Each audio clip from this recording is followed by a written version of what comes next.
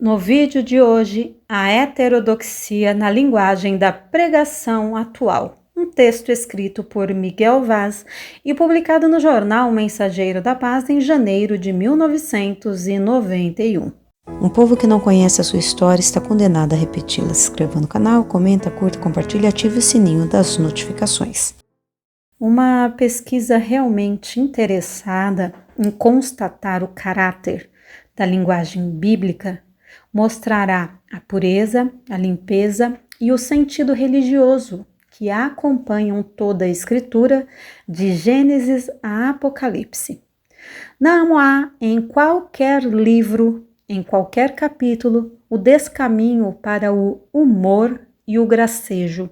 Até mesmo nos cantares, onde a narrativa parece entremear a poesia com a realidade, as analogias são colocadas em termos respeitosos e no perímetro da seriedade.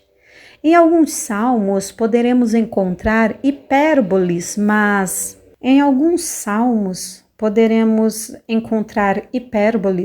mas a linguagem não se desencontra e não se torna jacosa. Nenhum dos escritores se vale dos recursos coloquiais para se afirmar perante os leitores. Aliás, nenhuma escritura mostra interesse de prender o leitor pelo seu discurso. Ela se afirma como verdade e se estabelece como aviso. Nenhum livro, nenhuma epístola se posiciona como entretenimento, como diversão. Não há duplo sentido nem entrelinhas. Nenhuma frase tem a intenção de fazer rir.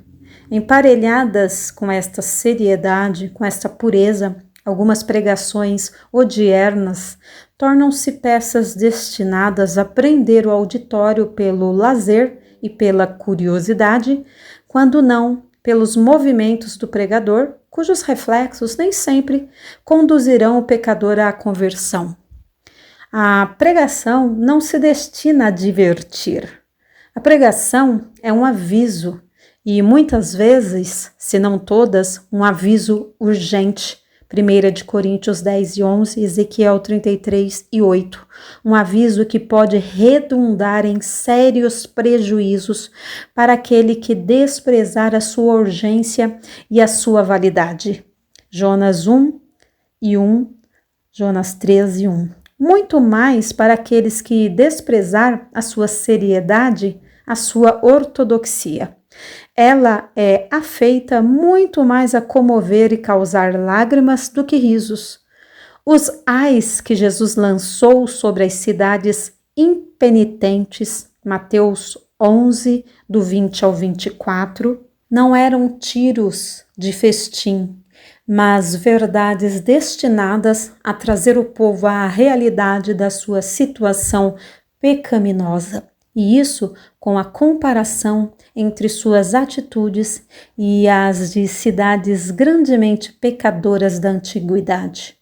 O que Jesus disse a Nicodemos sobre o novo nascimento, João 13:3, João 19:39, produziu a sua real conversão. O encontro de Saulo com Jesus na estrada de Damasco foi uma chamada decisiva que lhe produziu muitas vitórias, mas através de muitos sofrimentos e não de aplausos.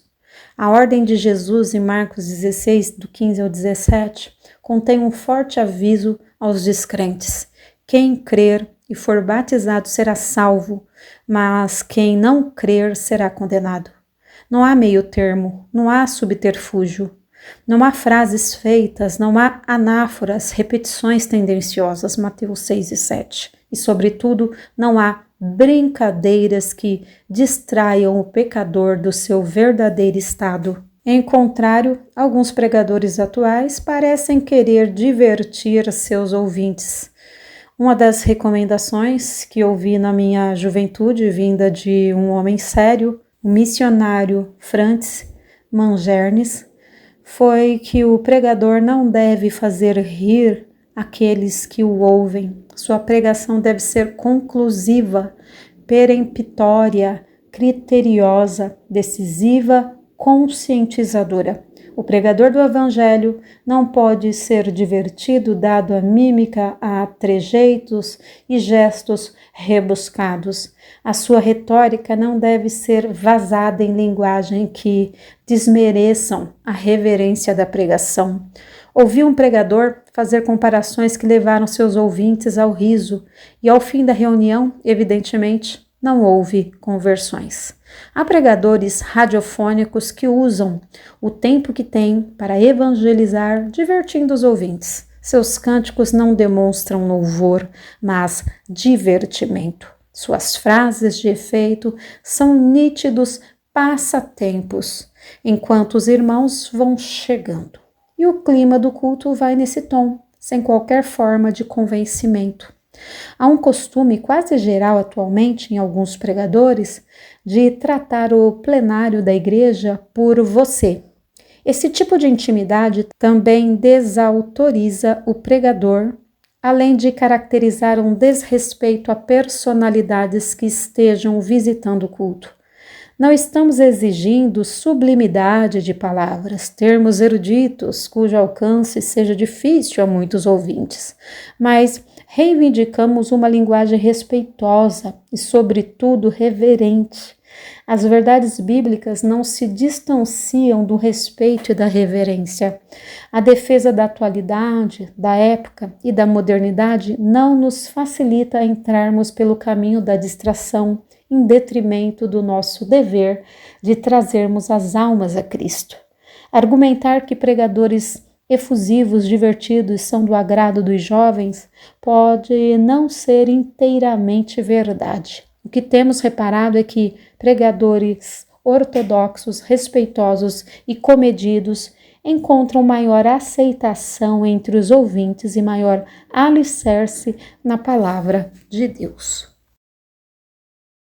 Porque nada podemos contra a verdade, senão pela verdade. Se você gostou desse vídeo, inscreva-se no canal, curta, compartilhe e ative o sininho das notificações.